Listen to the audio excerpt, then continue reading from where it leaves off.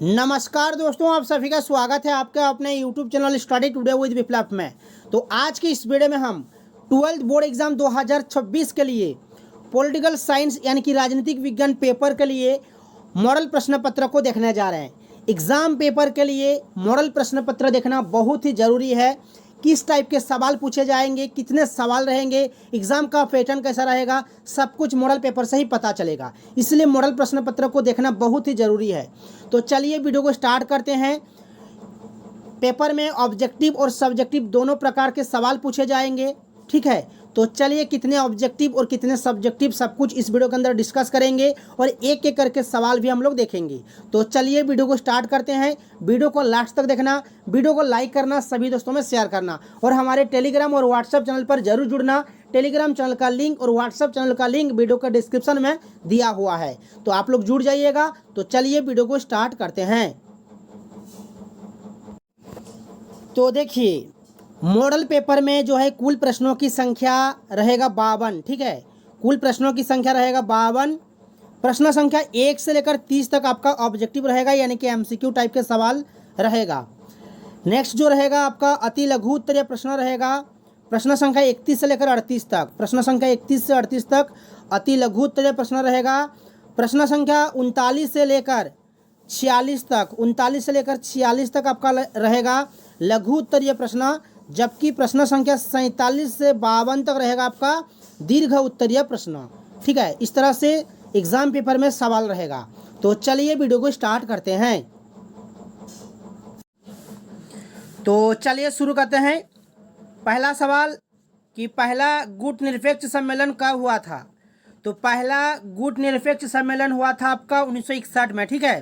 पहला गुट निरपेक्ष सम्मेलन 1961 में बेलग्रेड के अंदर हुआ था, बेलग्रेड के अंदर, ठीक है।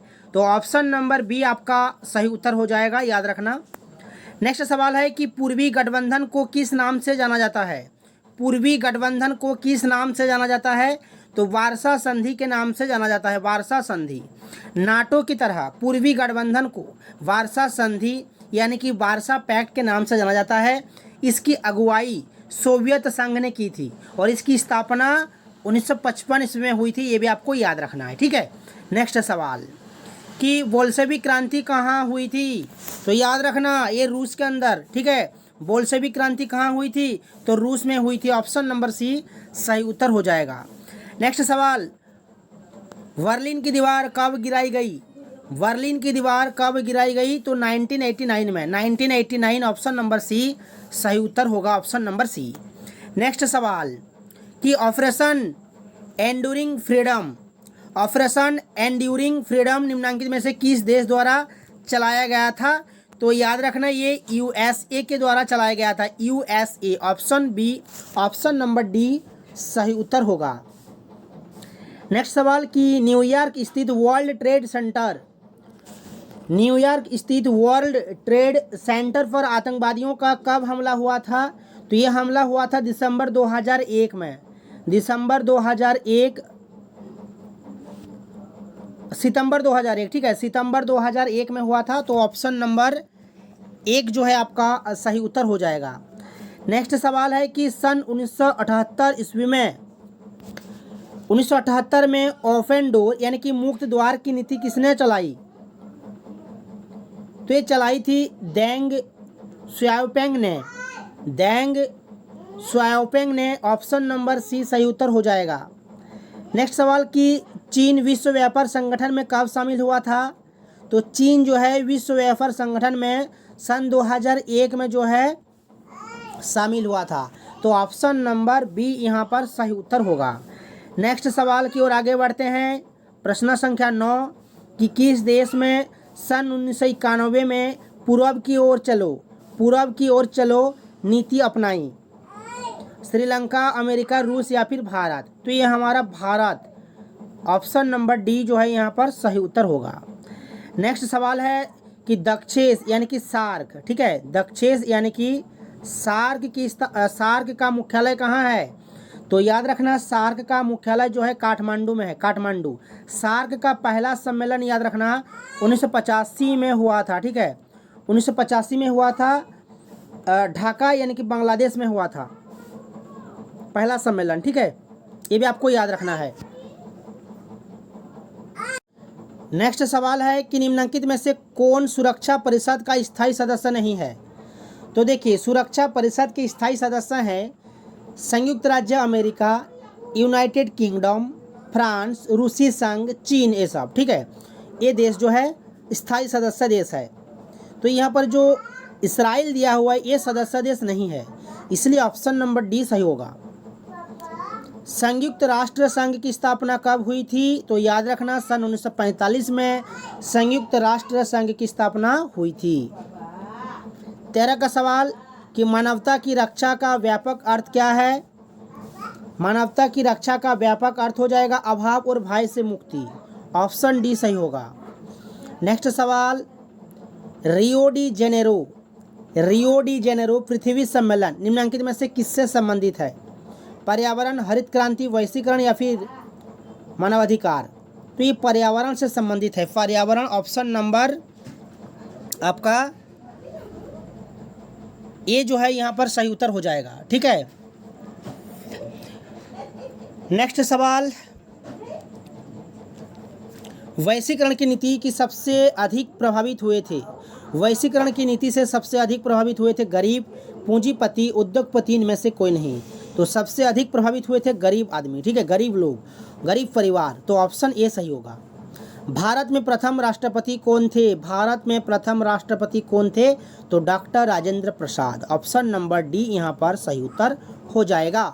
नेक्स्ट सवाल कि देशी रियासतों के शासकों को दिया जाने वाला प्रीवी वर्ष किस वर्ष समाप्त कर दिया गया था? तो ये 1971 में इसको समाप्त किया गया था, 1971, ऑप्शन नंबर सी जो है सही उत्तर होगा। भारतीय जनसंघ के संस्थापक अध्यक्ष कौन थे? भारतीय जनसंघ के संस्थापक अध्यक्ष कौन थे? तो डॉक्टर श्यामा प्रसाद मुखर्जी थे। कौन थे? Doctor Shyama Prasad Mukherjee, option number D सही उत्तर हो जाएगा। सभी से रिक्वेस्ट है वीडियो को लास्ट तक जरूर देखना, वीडियो को लाइक करना, सभी दोस्तों में शेयर करना, साथ ही साथ हमारे टेलीग्राम और व्हाट्सएप चैनल पर जरूर जुड़ना। टेलीग्राम और व्हाट्सएप चैनल के लिंक वीडियो के डिस्क्रिप्शन में दिया हुआ है, आप लोग वहाँ पर जरूर जुड़ जाइएगा, ठीक है। नेक्स्ट सवाल कि भारत का संविधान 26 नवंबर 1949 को तैयार हुआ और जिसे कब लागू किया गया? तो ये 26 नवंबर 1949 को तैयार किया गया था, जबकि इसे लागू किया गया था 26 जनवरी 1950 को, जो कि ऑप्शन नंबर डी में आपका दिया हुआ है 26 जनवरी 1950। ये आपको याद रखना है, ऑप्शन नंबर डी। भारत में योजना आयोग कब बना था? भारत में योजना आयोग बना था मार्च 1950 में, ऑप्शन नंबर ए सही उत्तर होगा। नेक्स्ट सवाल, भारतीय अर्थव्यवस्था को क्या कहा जाता है? तो भारतीय अर्थव्यवस्था मिश्रित अर्थव्यवस्था है, याद रखना, ऑप्शन नंबर ए। हमारा भारत जो है मिश्रित अर्थव्यवस्था है भारत में, ठीक है। व्यापक परमाणु परीक्षण प्रतिबंध, व्यापक परमाणु परीक्षण प्रतिबंध CTBT संधि कब हुई थी? तो ये 1996 में हुई थी, 1996, ऑप्शन नंबर बी सही होगा। नेहरू के निधन के बाद उनका राजनीतिक उत्तराधिकारी कौन बना था? तो लाल बहादुर शास्त्री ने, ठीक है, ऑप्शन नंबर डी सही होगा। सिंडिकेट का विरोध भारत के किस नेता ने किया था? तो सिंडिकेट का विरोध भारत के किस नेता ने किया था? तो इंदिरा गांधी ने किया था, तो ऑप्शन नंबर बी जो है सही उत्तर होगा, इंदिरा गांधी। नेक्स्ट सवाल 25 की ओर बढ़ते हैं। 25 नंबर का सवाल, भारतीय संविधान में 42वां संशोधन कब हुआ था? तो 42वां संशोधन हुआ था 1976 में, ऑप्शन नंबर बी सही होगा। नेक्स्ट सवाल, संपूर्ण क्रांति से किसका नाम जुड़ा हुआ है? तो संपूर्ण क्रांति से किसका नाम जुड़ा हुआ है? यहाँ पर दिया हुआ है महात्मा गांधी, जयप्रकाश नारायण, राजनारायण, इंदिरा गांधी। तो यहाँ पर Jayaprakash Narayan, option number C आपका सही उत्तर हो जाएगा। सरदार सरोवर बांध किस नदी पर बना है? तो सरदार सरोवर बांध जो है नर्मदा नदी पर बना है, तो ऑप्शन नंबर सी यहाँ पर सही उत्तर हो जाएगा, नर्मदा नदी। नेक्स्ट सवाल कि ताड़ी विरोधी आंदोलन किस राज्य से संबंधित है? ताड़ी विरोधी आंदोलन किस राज्य से संबंधित है? तो यहाँ पर आंध्र प्रदेश आपका सही उत्तर हो जाएगा। ताड़ी विरोधी आंदोलन दक्षिण राज्य आंध्र प्रदेश के ग्रामीण क्षेत्रों में महिलाओं द्वारा चलाया गया आंदोलन था, जिसमें उन्होंने मदिरा की बिक्री पर प्रतिबंध लगाने की मांग की थी, ठीक है। ताड़ी विरोधी आंदोलन का मुख्य नारा था ताड़ी की बिक्री बंद करो। तो ये आंध्र प्रदेश यहाँ पर ऑप्शन नंबर सी सही उत्तर हो जाएगा। नेक्स्ट सवाल, नागालैंड को किस वर्ष राज्य का दर्जा दिया गया था? तो 1960 में, ऑप्शन नंबर सी सही होगा। लास्ट ऑब्जेक्टिव है, फिर हम लोग सब्जेक्टिव सवाल की ओर आगे बढ़ेंगे। नेक्स्ट जो सवाल है 30 का कि द्रविड़ आंदोलन का नेतृत्व किस नेता द्वारा आरंभ हुआ था? द्रविड़ आंदोलन का नेतृत्व किस नेता द्वारा आरंभ हुआ था? तो ये EV Ramaswamy Periyar, option number A जो है यहाँ पर सही उत्तर हो जाएगा। चलिए अब हम लोग देखेंगे अति लघु उत्तरीय प्रश्न। अति लघु उत्तरीय प्रश्न को देखने वाले हैं। यहाँ पर प्रश्न संख्या 31 से लेकर 38 तक आपका अति लघु उत्तरीय प्रश्न रहेगा, ठीक है। फिर आपका लघु उत्तरीय रहेगा, फिर आपका दीर्घ उत्तरीय रहेगा। अति लघु में पूछा गया है 31 का सवाल कि साम्यवादी यानी कि बारसा गुट के 4 देशों के नाम लिखें। तो साम्यवादी गुट के 4 देशों के नाम है सोवियत संघ, पोलैंड, चेकोस्लोवेकिया और चौथा है आपका बुल्गारिया, ठीक है। ये 4 देश आपको लिखना है, ठीक है। 4 देशों के नाम आपको लिखना है। नेक्स्ट सवाल कि तीसरा विश्व किसे कहते हैं? तीसरा विश्व, तो देखिए उन शोषित देशों के समूह को तीसरा विश्व कहा गया है जो एक लंबे काल तक विश्व राजनीति में शोषण, दमन, उपेक्षा, तिरस्कार का दंश झेलते रहे, जैसे कि एशिया, अफ्रीका तथा लैटिन अमेरिकी देश, ठीक है। ये आपको लिखना है। इसका स्क्रीनशॉट आप लोग ले सकते हो।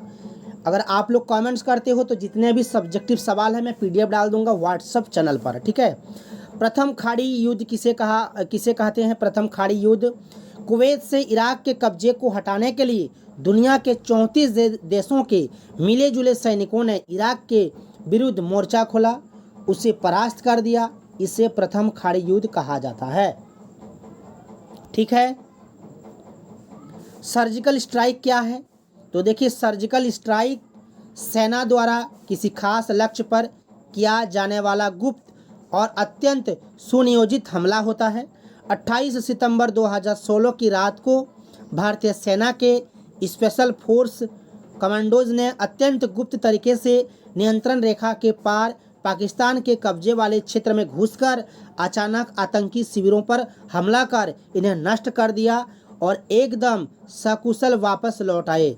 यह भारतीय सेना द्वारा किया गया एक सफल सर्जिकल स्ट्राइक था, ठीक है। इस तरह से आपको लिखना है, ये सर्जिकल स्ट्राइक है।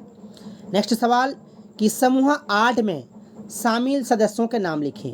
तो समूह 8 में शामिल सदस्यों के नाम है America, Japan, Germany, France, Britain, Italy, Canada और रूस। ये 8 देश है, ठीक है। America, Japan, Germany, France, Britain, Italy, Canada और रूस। नियोजित विकास की राजनीति से आप क्या समझते हैं? नियोजित आयोजन किसे कहते हैं अथवा नियोजित विकास का क्या अर्थ है? तो इसका उत्तर आपको लिखना है कि जनमत को ध्यान में रखकर केंद्र और राज्य सरकार की विकास से जुड़ी वे नीतियां और कार्यक्रम जो नियोजित ढंग से सरकार द्वारा बनाए जाए, चलाई जाए तथा नियंत्रित किया जाए, नियोजित विकास की राजनीति कहलाते हैं, ठीक है। ये आपको लिखना है। नेक्स्ट सवाल कि नेहरू की विदेश नीति की 2 मुख्य उद्देश्य बताएं। तो नेहरू की विदेश नीति के 2 मुख्य उद्देश्य है कि प्रांतीय एकता व मुश्किल से पाई संप्रभुता का संरक्षण करना, दूसरा गुट निरपेक्षता की नीति के माध्यम से तीव्र आर्थिक विकास को बढ़ावा देना। ये आपको लिखना है, प्रांतीय एकता व मुश्किल से पाई संप्रभुता का संरक्षण करना, गुट निरपेक्षता की नीति के माध्यम से तीव्र आर्थिक विकास को बढ़ावा देना, ये 2 नीति। लास्ट सवाल है अति लघु उत्तरीय प्रश्न। भारत में 4 सामाजिक आंदोलन का नाम लिखें। पहला लिखना है चिपको आंदोलन, दूसरा है महिला आंदोलन, तीसरा है दलित पंथर्स आंदोलन, चौथा है ताड़ी विरोधी आंदोलन। ये 4 सामाजिक आंदोलन है। इस तरह से आपको लिखना है। नेक्स्ट जो सवाल है आपका प्रश्न संख्या 39 से लेकर 46 तक लघु उत्तरीय प्रश्न, फिर 47 से 52 तक दीर्घ उत्तरीय प्रश्न नेक्स्ट वीडियो में आप लोगों को बताऊंगा, ठीक है। तो आज का वीडियो कैसा लगा आप लोग कमेंट्स करके जरूर बताइए। वीडियो को लाइक कीजिए, शेयर कीजिए और चैनल में जुड़े रहने के लिए चैनल को सब्सक्राइब करके रखिए